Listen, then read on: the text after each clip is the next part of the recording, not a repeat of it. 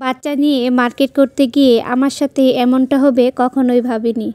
Hello viewers, আসসালামু আলাইকুম। সবাই কেমন আছেন? আশা করি সবাই অনেক বেশি ভালো আছেন।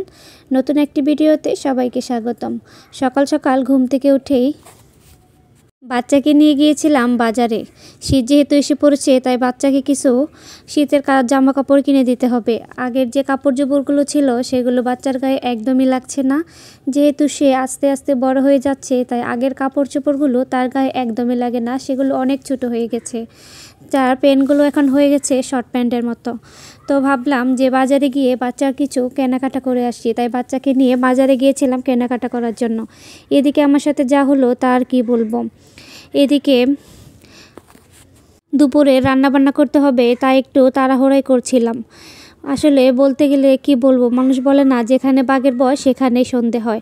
আমার সাথে হয়েছে ঠিক তেমনই। বাজারে গিয়েছিলাম মার্কেট করতে, বাচ্চার কিছু কেনাকাটা করতে গিয়ে অন্য দোকানে বাচ্চার সব কাপড় চোপড়গুলো রেখে চলে এসেছি বাসায়। আসলে বাচ্চা আছে তো, তাই ভুলো মন হয়ে গেছে, আমার কিছুই মনে থাকে না। কি করি, কোথায় কি রাখি আসলে মনে থাকে না। বাচ্চা হওয়ার পর আমার ব্রেন যেন একদমই দুর্বল হয়ে গেছে। আমার মতো কার কার কিছুই মনে থাকে না আপুরা, আপনারা কমেন্ট করে জানাবেন।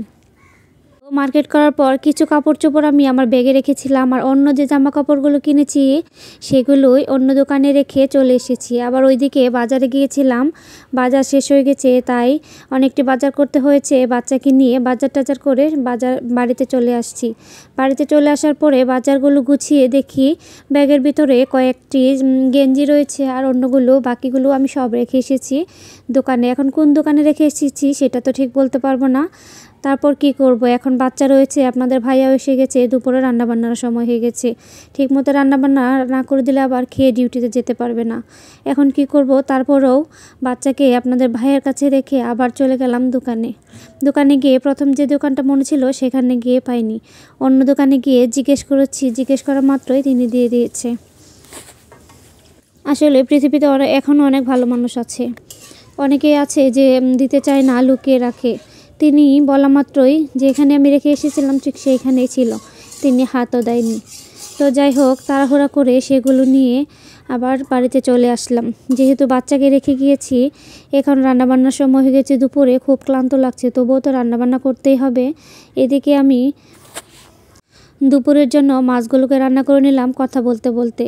এদিকে আবার বাজারে দেখলাম সরিষা শাক উঠেছে, এগুলো আমার ভীষণ পছন্দ। ওই কত আগে খেয়েছিলাম, এখন যেন লেগে আছে, তাই ভাবলাম সরিষা শাক নিয়ে যাই। তাই বাজার থেকে নিয়ে এসে রান্না করে নিলাম। আর দুপুরে সাথে আমার যেহেতু ছোটো বাবু আছে, একটা ডিম ভাজি করে নিলাম। রান্নাবান্না শেষে বিকালে একটু বাইরে এখানে একটু বসে থাকলাম। এখানে বসে থাকলে আমার অনেক বেশি ভালো লাগে। এদের বিকালের জন্য বাচ্চাদের জন্য একটু নুডলস করলাম। ভিডিওটি এই পর্যন্তই। সবাই ভালো থাকবেন। আল্লাহ হাফেজ।